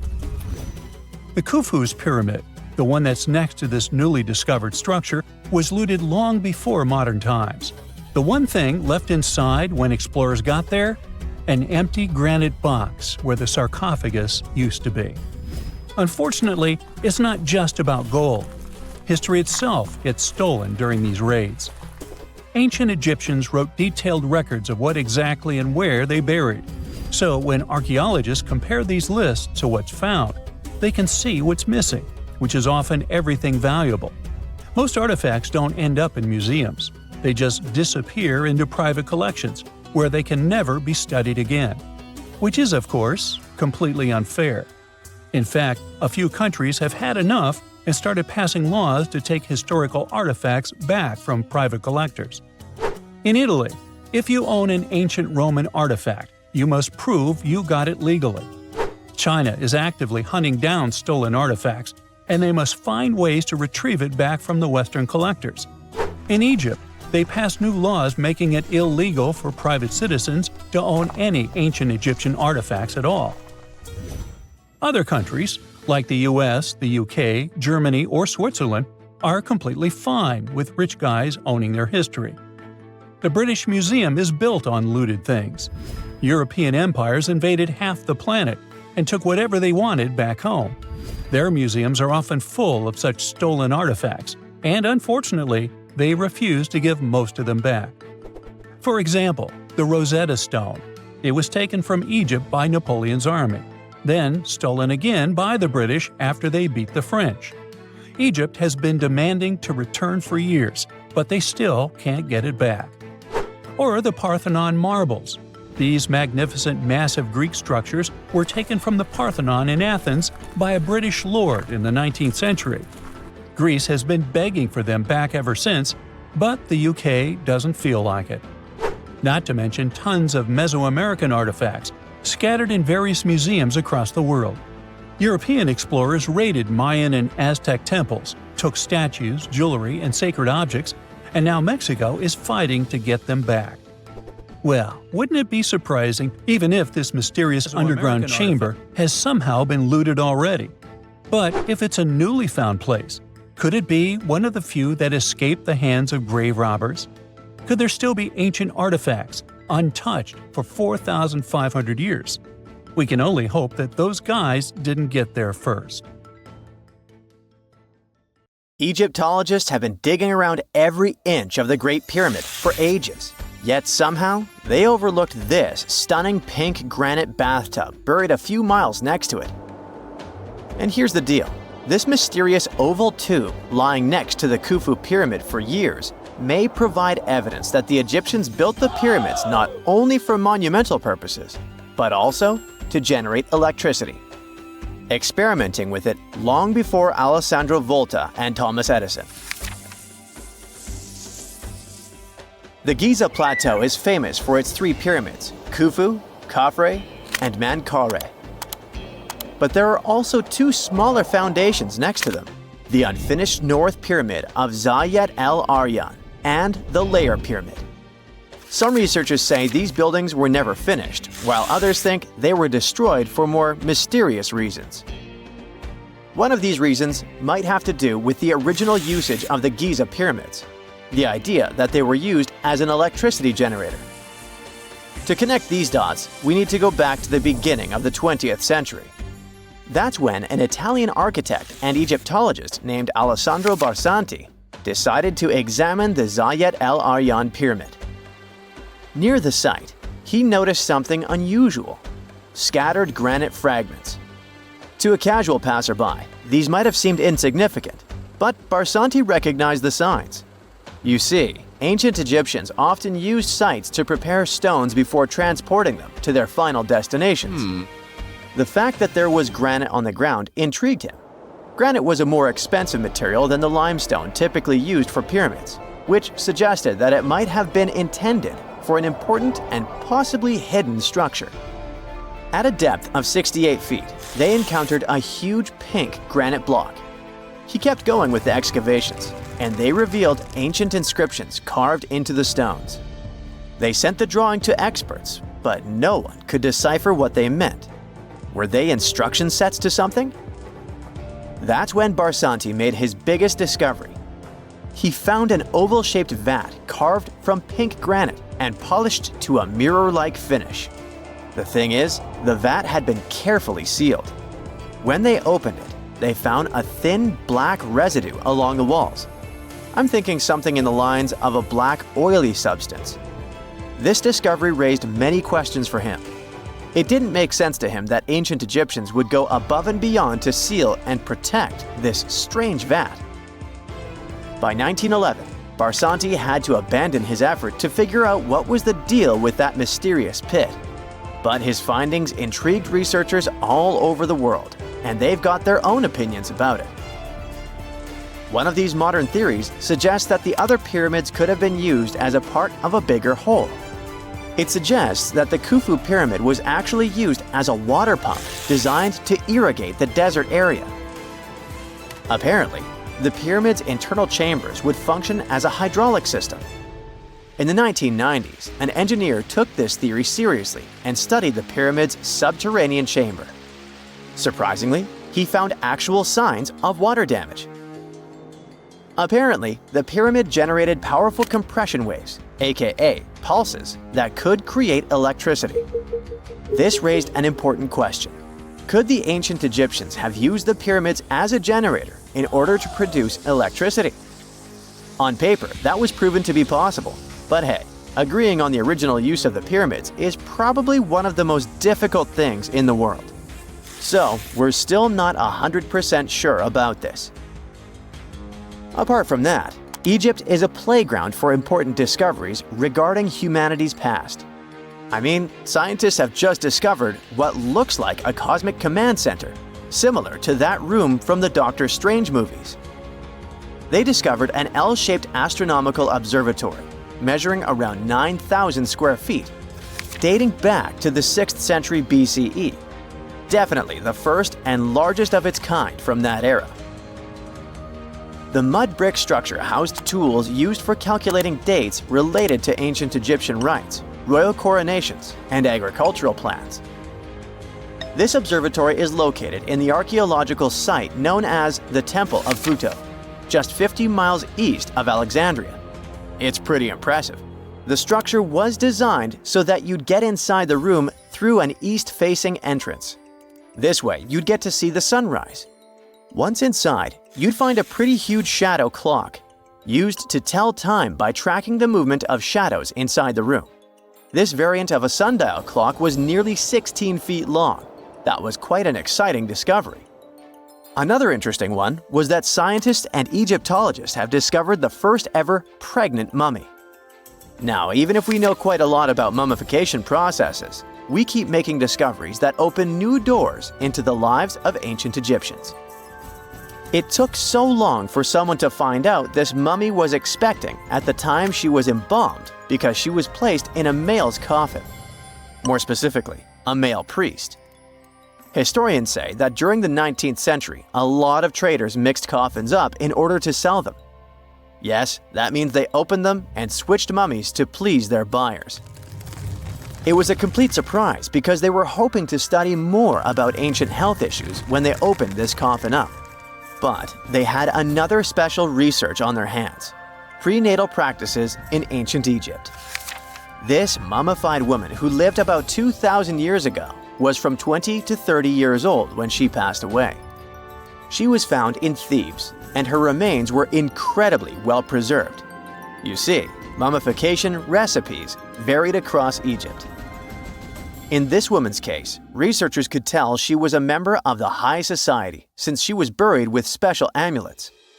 But since mummification methodologies differed so much between cities and time periods, they still have to dig further to understand why she was embalmed along with her baby. Speaking of mummies, scientists were digging up a final resting place in Saqqara, also in Egypt, and they unearthed 2 embalming workshops. One was for humans and the other for sacred animals. Apparently, the workshops date back to about 2,400 years ago. They were equipped with stone beds, clay pots, and ritual vessels. Everything you needed to mummify. But that's not all. Archaeologists also stumbled upon cheese stored in jars behind tombs that were over 3,000 years old. Yep, cheese. This shows that the ancient Egyptians were pretty savvy when it came to preserving food, too. They knew how to store stuff for the long haul, not just the mummies. It really shows how they applied their preservation skills to both food and bodies, giving us a glimpse into their impressive technological know-how. Scientists have also found one of Egypt's oldest complete mummies, and to their surprise, it was completely covered in gold. You see, Egyptian mummies covered in gold are already a rare thing, but they weren't expecting it to be the oldest one ever found. The mummy was quite well preserved, and they could identify that it was the remains of a wealthy man called Hekashepes. Many symbols show that he was important and wealthy, like the band he wore on his head and the bracelet on his chest. He was also dressed in a tunic wrapped with a belt, which was a way to preserve the good appearance of a person after they passed away. To reveal it, they had to open the final resting place with mortar. Basically, it was like they were opening a time machine, just as the ancient Egyptians did 4,300 years ago. If you think about it, it's almost like entering a time capsule. Enough about mummies. Scientists also found something very exciting hovering above the pyramids. They had to use a fancy top-notch radar known as LARIT, aka low-altitude, long-range ionospheric radar, which can see these invisible waves far away into the sky. LARID helped them discover giant plasma bubbles floating in the air above the pyramids. These bubbles are called plasma bubbles, and they wreak havoc on modern technologies. I mean, they can disrupt GPS and phone signals for hundreds of kilometers in diameter from where they're located. These bubbles are massive, sometimes as big as cities, and they're caused by the sudden depletion of charged particles in the ionosphere. So, instead of spreading out evenly throughout the ionosphere, they stick together in this wave-like form. This was a pretty important discovery because it can help scientists understand how to prevent these waves from messing with our technology. In November 1922, a boy walked through the desert mountains of Egypt and discovered some ancient steps carved into the rock. Subsequently, this find became one of the world's largest and most significant archaeological discoveries. This step was part of Tutankhamun's untouched tomb. Archaeologists found about 5,000 ancient objects, including jewelry, fabrics, painted vases, and funeral masks. You've probably seen one of them. It has become one of the most recognizable attributes of ancient Egypt. More than 100 years have passed since then, and now humanity has finally become close to another large-scale discovery, the tomb of Cleopatra. This queen was the last active ruler of the Ptolemaic Kingdom of Egypt, who sat on the throne from 51 to 30 BCE. There are many ancient records about Cleopatra, her reign, and her unusual personality, but until now, no one has discovered the secrets about her passing away in the burial place. So, one archaeologist, Dr. Kathleen Martinez, has been studying ancient records and temples around Alexandria for decades, and concluded that the tomb of the queen should be located under the ancient city of Taposiris Magna, founded in 280 BCE. It was a big city on the northern coast of Egypt, where tens of thousands of people were engaged in trade and industry, and it seems that Dr. Martinez's guesses turned out to be correct. She and a group of archaeologists have discovered a secret underground tunnel near Alexandria, with a length of about 0.8 miles. It was cut into the rock under Taposiris Magna's temple. During further excavations, they found many things that indicate Cleopatra's tomb lies in the tunnel's depths. It's also possible that she is buried there together with the Roman commander, Mark Antony. According to ancient records, Cleopatra and Mark Antony loved each other and together opposed the Roman Senate, which declared Antony a traitor. The fact that natural disasters have occurred on the territory of Taposiris Magna for thousands of years can complicate the excavations. Earthquakes and floods destroyed the city and possibly flooded its underground tunnels. But archaeologists hope the ancient tomb remains untouched, and that it hides many treasures and records about the royal life of ancient Egypt during the reign of the last dynasty. There's a chance that excavations will go underwater and in the mud. This will require much time and funding, but archaeologists are sure it's worth it. Anyway, it's too early to say that Cleopatra is really buried there, but scientists have found many things in the tunnel that confirm this, including clay pots, dozens of coins with the image of Cleopatra and Alexander the Great, as well as a bust with the image of the Egyptian queen. Cleopatra is still one of the most popular personalities in Egypt, on an equal footing with Ramesses III and Tutankhamun. She inspired many films, paintings, and books, but what made her so popular? She became famous for her inconsistency. She was a beautiful, intelligent ruler who pulled Egypt out of the crisis and made it a prosperous power. Medieval Arabic texts say she knew chemistry, mathematics, and philosophy, and may have written several scientific books. She knew several languages and had excellent diplomatic skills. At the same time, there are many legends that she was a femme fatale who drove many men crazy. However, there's no evidence that her beauty was incomparable. The image of a stunning model was created by Hollywood when it made several films where famous actresses performed the role of Cleopatra. And the Roman Emperor Octavian, the adopted son of Julius Caesar, specially created the image of Cleopatra as an insidious seductress because he was her enemy. Even though she was born in Egypt, Cleopatra wasn't an Egyptian. Her ancestors were Greeks, among whom was one of the generals of Alexander the Great. However, the people of Egypt loved her. She learned the language and was very sensitive to the traditions of this country. She knew the history, mentality, and customs of ancient Egypt well. She raised the level of its economy and strengthened its status as a world power. Much of this was made possible thanks to her cunning and impressiveness. She loved theatrical performances and lavish celebrations. She knew how to surprise people and put on a show. But behind the exterior image of a luxury lover was an intelligent and calculating ruler. Ancient Egypt was a rich, luxurious country, and Cleopatra did everything to increase its wealth and strengthen its position in the international arena. For example, she was once in conflict with her brother Ptolemy XIII Odd. The queen knew that she wouldn't be able to resist him, so she decided to attract Julius Caesar to their side. The Roman emperor arrived in Alexandria, where Cleopatra wanted to meet him, but Ptolemy knew about her plans and was about to prevent her from coming to Caesar. Then, instead of a rich and noisy arrival, Cleopatra decided to make her visit inconspicuous. She wrapped herself in a carpet or linen bag the emperor's servants carried into Caesar's private chambers. Cleopatra emerged from the carpet and impressed the Roman emperor with her beauty and determination. As a result, they fell in love with each other and became close allies. After some time, she impressed another influential Roman for diplomatic purposes. She arrived to meet Mark Antony on a golden barge with purple sails and silver oars. Cleopatra was dressed in the image of Aphrodite and sat under a magnificent canopy. Her servants dressed like cupids and were blowing her fan and burning incense. But Cleopatra created such a show for a reason. She knew that Antony revered Greek mythology and considered himself the embodiment of Dionysus. As a result, he was so impressed with this woman that he ended up marrying her. Cleopatra defended her crown, strengthened her alliance with Rome, and bore Antony 3 children.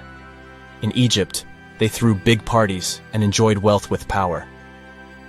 However, the relationship of a high-ranking official with the Egyptian queen caused a scandal in Rome. Octavian was Antony's primary opponent in the struggle for power, so he exploited the situation to darken the competitor's reputation. He used propaganda to make Cleopatra an insidious seductress in the eyes of Roman citizens. He accused Antony of succumbing to her charms. The Roman Senate supported Octavian and declared Cleopatra an enemy. In 33 BCE, this conflict reached a high point when Antony's navy clashed with Octavian's fleet. The latter won and forced his enemy to flee to Egypt with Cleopatra. According to some records, they took refuge near Alexandria. Pursued by the Romans, they hid in one of Cleopatra's palaces and met their end. Some legends say that Cleopatra was an expert in poisons. She provoked a venomous snake, a viper or an Egyptian cobra, to bite her. Also, according to another legend, she pricked herself with a poisonous needle. There's a theory that Cleopatra always carried an ampule with poison inside her hairbrush. And when she was cornered, she soaked the needle with this poison and pricked herself. None of this can be said for sure. Scientists are still trying to find out the truth.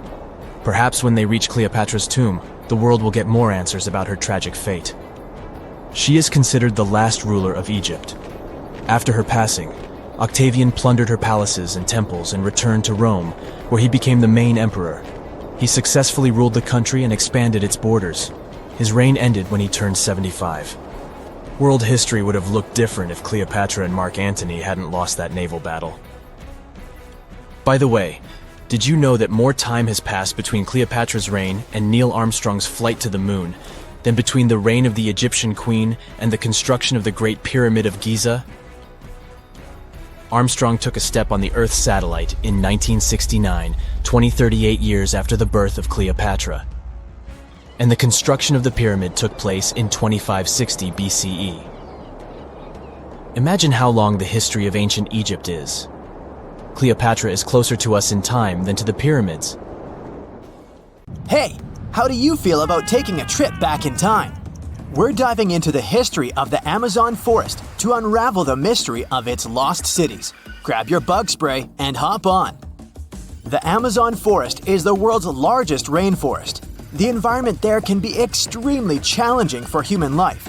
Yet, the legend goes that the Amazon has been home to sprawling settlements, rich in unmeasurable wealth. Could that really be true? Or is that none other than a figment of our collective imagination? The legend of El Dorado might be the myth that started this whole thing. As European explorers began their excavations in American lands back in the 1500s, word got out of an Amazonian civilization that used to paint their leader in gold as an offering to higher powers. The legend of El Hombre Dorado, aka the Golden Man, began to quickly spread around Europe. Explorers got excited at the possibility of finding an infinite amount of gold somewhere deep within the Latin American jungle. And as you can imagine, expeditions to the continent began to multiply with each passing year. It didn't take long before explorers found this civilization. They were known as the Muisca people and were located in Colombia, near Lake Gudavia.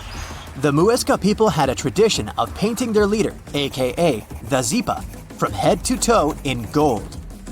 In a ceremonial gesture, the Zipa would swim into the river, spreading gold dust all over the lake.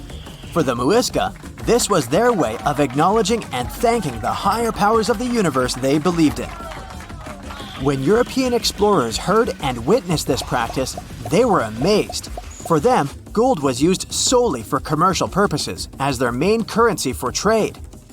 This made them think that the Muisca people must have stacks and stacks of gold hidden somewhere in the jungle for them to use it so abundantly. Well, that's how the legend of El Dorado was born. What was once the practice of El Hombre Dorado traveled on word of mouth until it became El Dorado, a fictional city that was most likely to hide piles of gold. The hunt for this city led Europeans to spend large amounts of money to scour the Amazon forest. Unfortunately, all of their expeditions came back empty-handed. That is, if they ever came back at all. Now, jump to the beginning of the 1900s. In England, the Royal Geographic Society, a prestigious British institution, was looking for somebody willing to travel down to Latin America to trace the border between Brazil and Bolivia. More specifically, the part of the border that is nestled deep within the Amazon rainforest. One Sir Percy Fawcett was a Latin American aficionado, and he gladly volunteered to do the job. Oh, it's important to note that the Amazon forest is virtually the size of the continental USA. It sprawls across 8 countries, including Brazil, Peru, and Bolivia. And trust me, getting around is no easy feat. The jungle is covered in dense vegetation, and in addition to that, it's home to insane predators such as anaconda snakes, panthers, crocodiles, piranhas, and so on. But despite all that, Fawcett was very successful in his mapping adventure and seemed to be wanting to come back more. Back in England, Fawcett would scour diaries from other explorers hoping to learn more about the ancient Amazonian civilizations. He would read about the Incas and the Mayans and the great empires they built. He believed that if the Incas were capable of building empires that stretched over 2 million square miles, this could mean that other Amazonian civilizations could have thrived there too. During his research, Fawcett came across a report from a 16th century explorer. The report told of a city deep within the Amazon forest that held unimaginable quantities of minerals, a town that stretched for 15 miles without any space from a house to house. This report fueled Fawcett's imagination to a new extreme. From then on, he became obsessed with finding what he called the lost city of Z. Over years, Fawcett searched the Amazon forest, usually looking for stone ruins that could possibly indicate human settlements. On his later expeditions, he focused on exploring the state of Mato Grosso in central Brazil. He would travel from Europe and into the lower region of the Xingu River. The trip to the Xingu would take him around 14 days on foot. Then, he would set sail in small wooden boats accompanied by local indigenous leaders that knew the region better than anyone. How he communicated with the indigenous population is still a mystery, since they only spoke in local dialects. Some scientists believe that this could have been the real reason why he never found the city. they believed he wasn't able to communicate what exactly he was looking for. And this was not his greatest difficulty. As we've said before, Amazon is not a kind place for its visitors. In his diaries, Fawcett tells of encounters with a 60-foot-long anaconda, which he bravely survived. He writes of endless sleepless nights and waking up with his hands and feet swollen from mosquito bites. Some of his peers said he was invincible and tireless, but the day came during his 8th expedition when he didn't make it back home. Fawcett disappeared without leaving any trace behind. Some even suspect that he was close to reaching his lifelong goal. On the day of his disappearance, he sent an optimistic letter to his wife saying there was nothing to fear, and that he was setting out on a certain final search. Fawcett's failed attempt to find ruins seemed to support what had become a consensus among experts at the time, that this rainforest was too inhospitable to support large, complex societies, let alone cities. Experts were convinced that the Amazon's lost cities were nothing more than fiction. That is, until the 1960s, when modern research began to find evidence that suggested otherwise. Scientists discovered patches of extremely fertile soil. They called it Black Earth. And apparently, they found lots of it in the Amazon, especially alongside rivers. Further research even showed that such soil was created by human waste or the intentional burning of forests, which adds nutrients to the soil below, which could only mean bingo! The discovery of Black Earth was the evidence that large-scale agriculture was possible and probably did exist amidst the Amazon, confirming that settlements could have formed there after all. In the 1990s, along the Xingsu River in Brazil, a team of archaeologists from the University of Florida made a remarkable discovery. Working alongside local indigenous people, they found very long ditches. After mapping them, they realized that these ditches were a sign of a big settlement. They were remnants of carefully designed walls centered around a plaza. Some were roads that led to more settlements. In fact, just this part of the Amazon, about the size of New Jersey, was once a network of dozens of settlements that experts believe could have been home to at least 50,000 people between 1250 and 1650 CE. Other discoveries were possible thanks to LiDAR imaging, a type of technology that allows researchers to take satellite pictures of the forest's ground without having to step inside of it. A network of trenches in Acre, Brazil, dates back to 200 to 1200 CE. These suggest settlements that could have supported 60,000 people. Other images from near the Xingu River suggest cities that could have housed about 50 million people. These were the lost cities of the Amazon. Believe it or not, these images suggest that Fawcett was very close to a major discovery.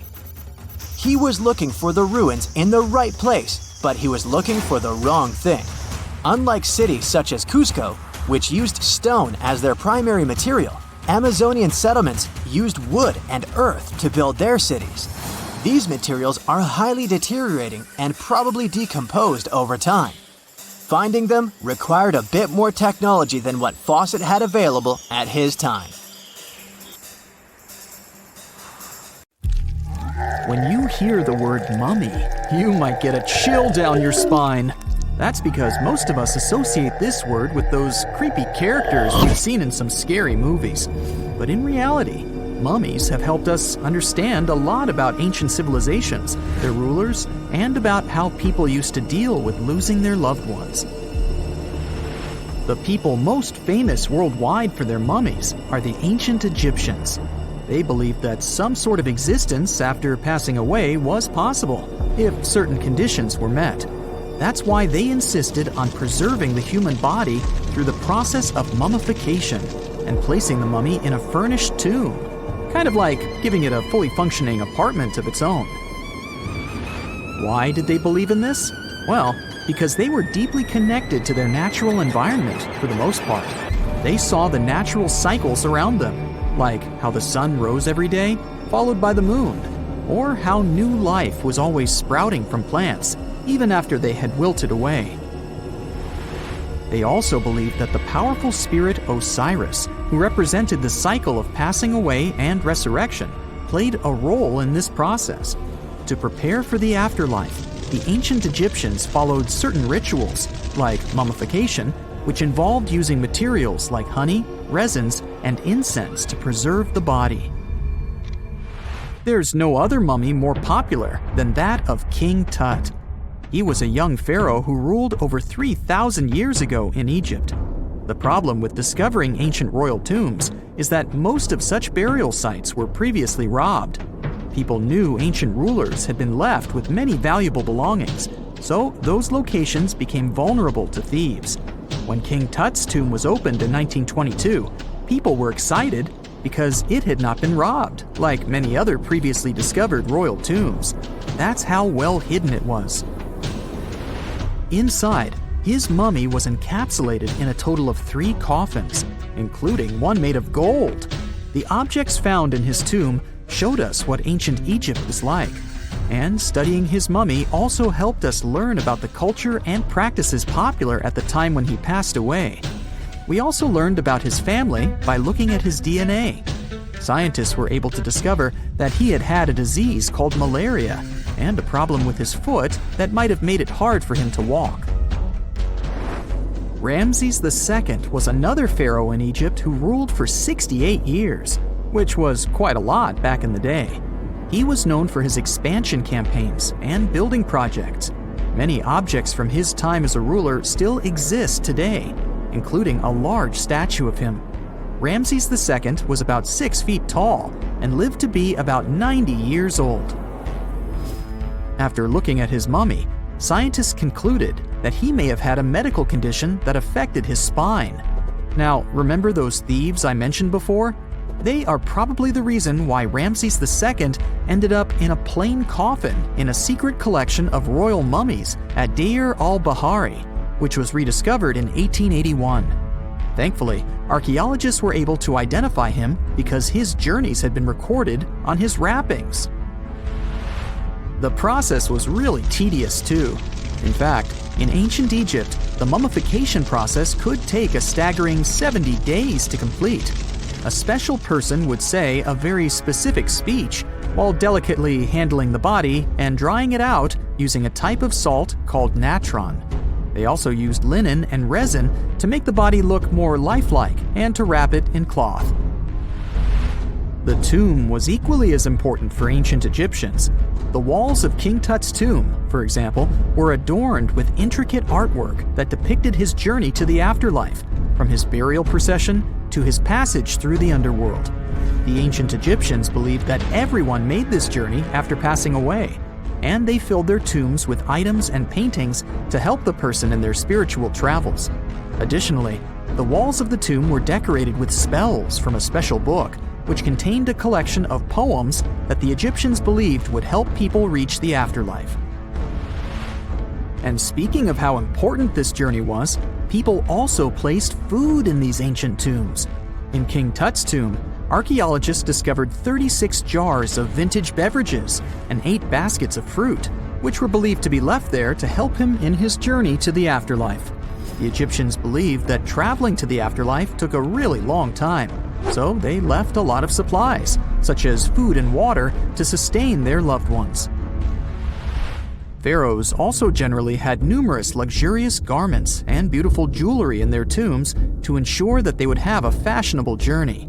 These items included various types of linen clothing, such as tunics, scarves, gloves, and headdresses, as well as a lot of gold jewelry with precious stones, like bracelets, buckles, pendants, necklaces, rings, and even precious depictions of insects for protection. Some were also deposited with fans made from ivory and ostrich feathers to keep them cool in the afterlife. Some ancient rulers were even placed in their forever apartments along with boats. For example, Pharaoh Khufu built the Great Pyramid at Giza as his tomb, and a large ship was found inside. King Tut, however, was buried with multiple boat paddles, but no actual boat. Instead, he had 3 chariots and numerous walking sticks made of precious materials, perhaps indicating he'd rather travel to the beyond by land, not by water. Amongst the most interesting objects found near ancient mummies are bottles of oils and perfumes. If rulers were supposed to be fashionable, why not smell nice too, right? Also, some of them had some ancient kinds of board games, most of them made out of precious materials like gold or ivory. One of those games was called Senet. It was very popular amongst the ancient Egyptians and very similar to modern-day chess. The ancient Egyptians may have the most famous mummies out there, but they weren't the first to invent the procedure. In fact, it all started in South America with an ancient civilization named the Chinchorro. As far as we know today, these people were the first to mummify their loved ones that had passed away. They did it somewhere around 2,000 years before the Egyptians started their own rituals. Sure, we can tell a lot about ancient rulers by studying these mummies, but until recently, we had no idea what they really looked like during their lifetime. Not so long ago, though, some very special mummy paintings were found by archaeologists studying ancient Egyptian objects. These mummy portraits are highly detailed paintings of individuals that were made while they were still alive. Such paintings were often painted on wood, as opposed to the classical portraits we all know about, which are painted on canvas. They are known for their realism and beauty, and have even been used by researchers to diagnose diseases by comparing them to the corresponding mummies. Some of these portraits also include depictions of jewelry, which was later found on the mummies. The recent discovery of these mummy portraits in Central Egypt is significant, as it marks the first time in over a century that such paintings have been found. Mummies appeared all around the world naturally, too. Mummification can occur without people intervening because of natural conditions, like extremely cold or hot environments, places with a lack of oxygen, or accidental exposure to chemicals that preserve the body. These conditions don't allow bacteria to grow, resulting in the body remaining more or less intact. Famous Otzi was one of these mummies. We know today he was a man who lived around 5,000 years ago in Europe. But upon his discovery in the Alps in 1991, Austrian authorities initially believed that he was a modern mountaineer because of how well preserved the body was. However, after the Iceman was removed from the glacier, it was determined that he was actually from the Copper Age. In 1850, French scientist Auguste Mariette went to Egypt looking for manuscripts, but accidentally found a head of a sphinx sticking out of the dunes. He cleared the sand and figured out the sphinx was guiding the entrance to some underground construction. Several months later, he finally entered the Serapeum of Saqqara.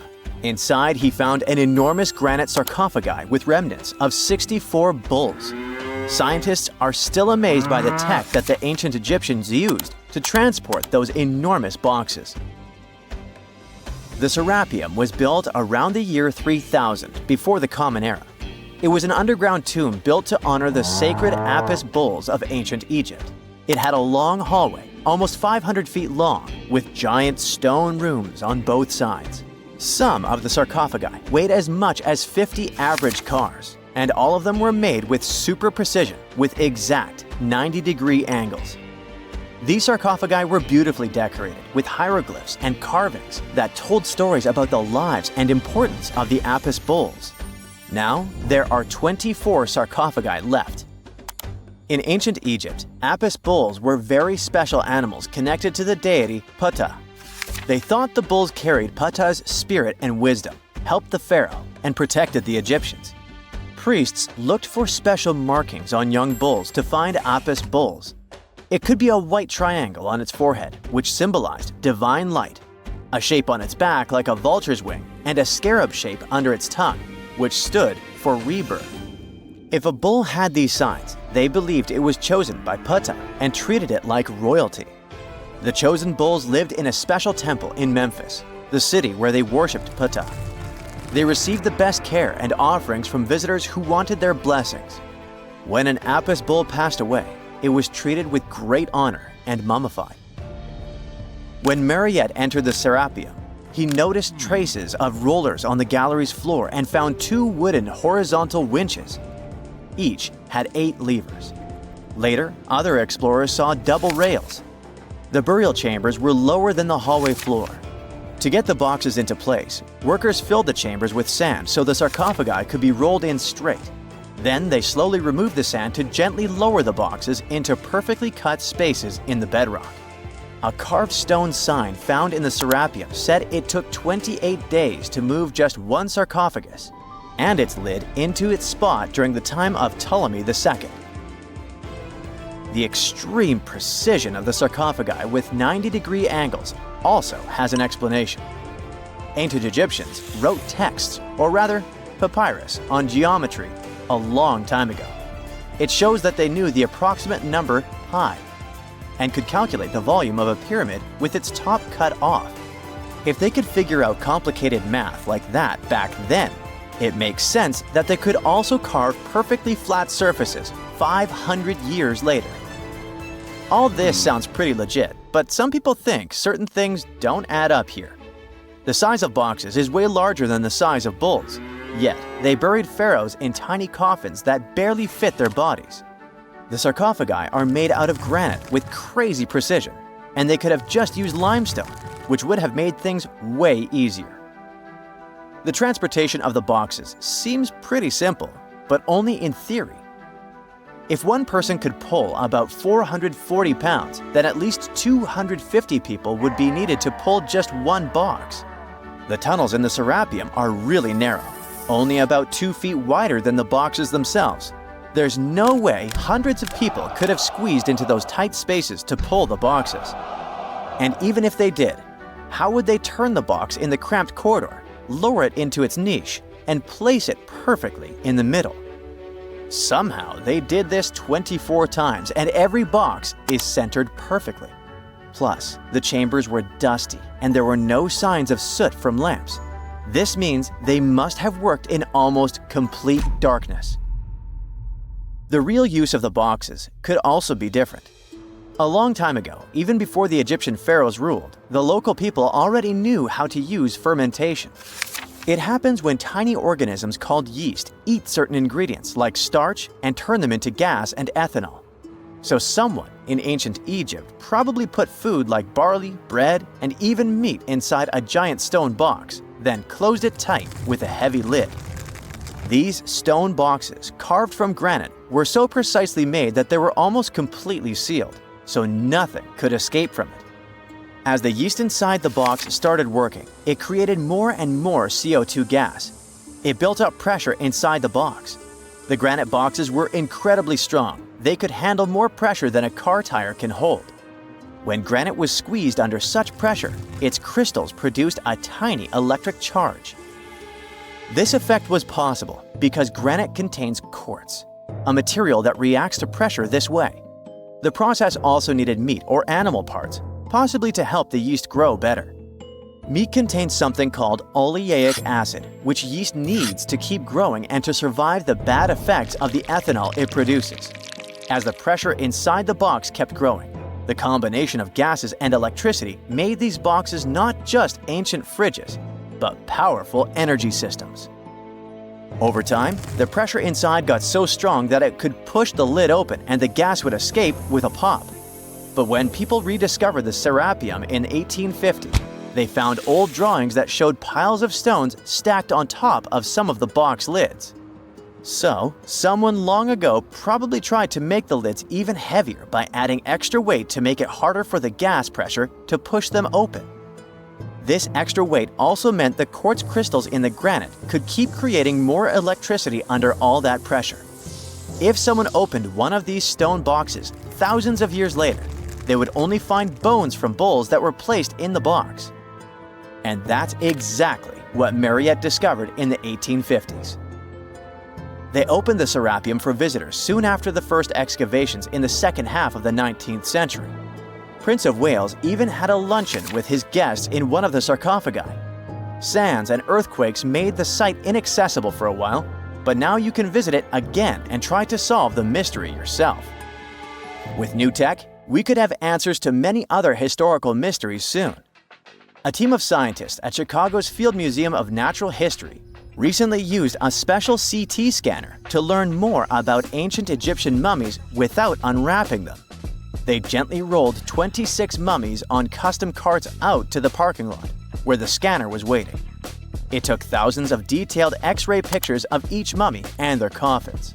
When all the pictures were put together, they created 3D images that showed what was inside, the skeletons and some artifacts. The scientists hope these images will help them understand ancient Egyptian burial practices from over 3,000 years ago. Even though the scanning process only took 4 days, it might take 3 years to study all the data. But scientists were able to learn some personal details about the mummies. One of the most popular mummified individuals at the museum, Lady Chineta, was a woman who lived in ancient Egypt about 3,000 years ago. It looks like she passed away in her late 30s or early 40s. To make sure her body looked complete for the afterlife, embalmers put stuffing in her neck to keep it from collapsing. They also placed artificial eyes in her sockets, so she would have eyes in the next world. She was wrapped in fancy linen and placed in a beautifully decorated coffin. The scans revealed that it had been carefully crafted with a slit at the back, which embalmers used to fit the body. There were also some artistic details on the surface, like markings for her knees. It looks like her burial was on the scale of a high-end luxury car. A gruesome discovery took place in Egypt some years ago. You want to hear about it? 16 human hands, carefully buried in 4 eerie pits. They didn't look too much like human hands at first, since they were abnormally large, but they were. Weirdly, there were only right hands. No left hands were in sight. It turned out that it points to the practice of an ancient dark ritual.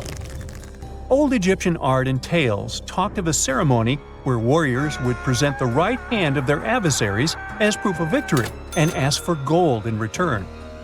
Egyptians believed in the afterlife, so cutting off someone's hand meant you cut off their power eternally. Guaranteeing this type of defeat was interesting to the winning party.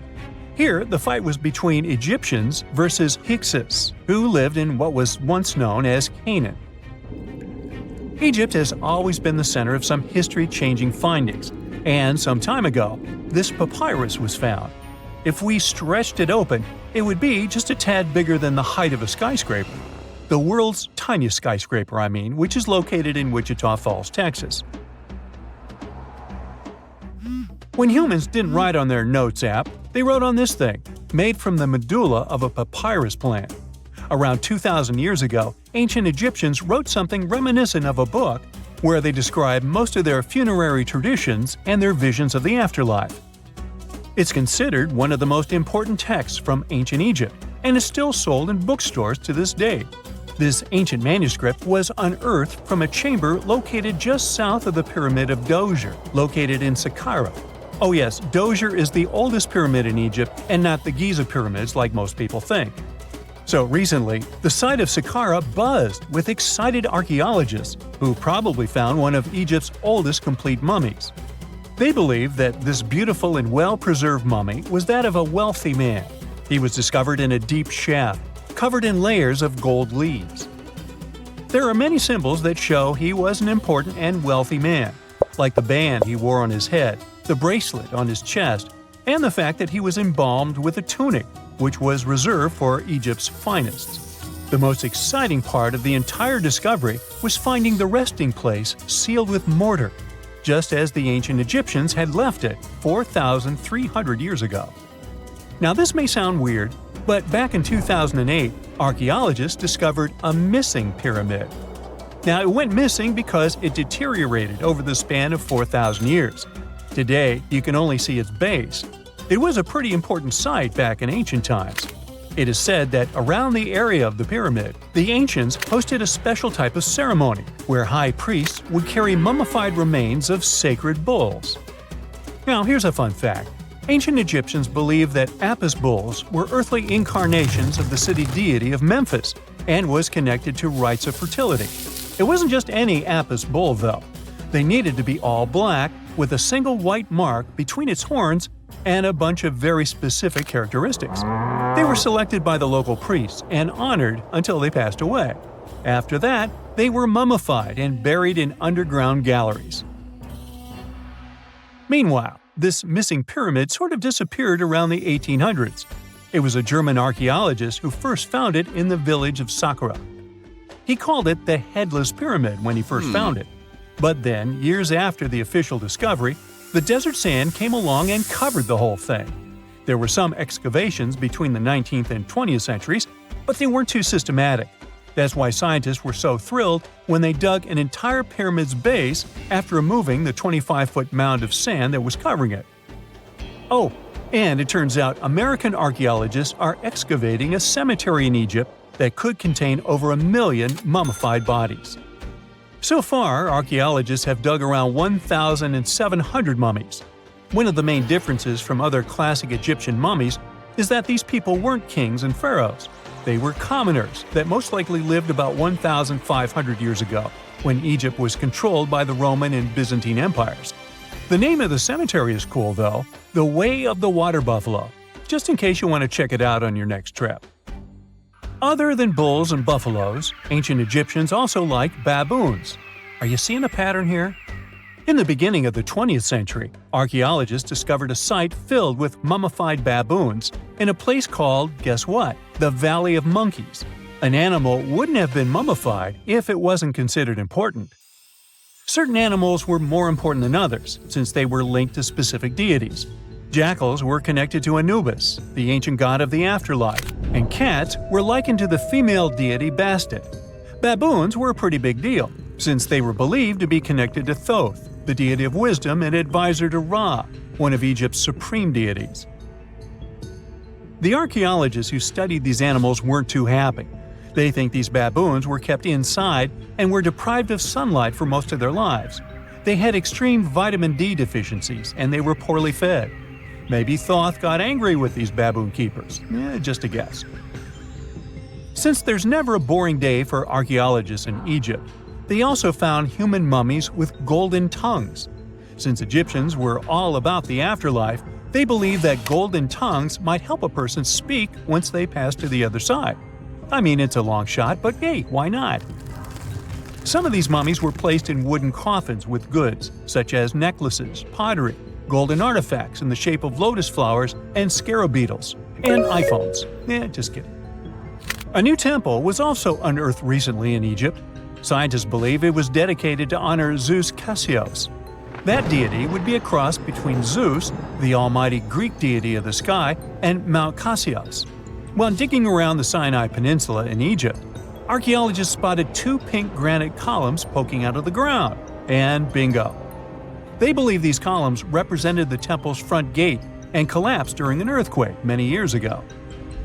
And speaking of deities, there weren't only super serious deities. Recently, scientists unearthed a golden ring in a city south of Cairo. No, Frodo, it's not magical. It was a normal gold ring, but it had the depiction of the deity of fun, officially named Bes. This deity is often described in sacred texts as a happy chubby dwarf.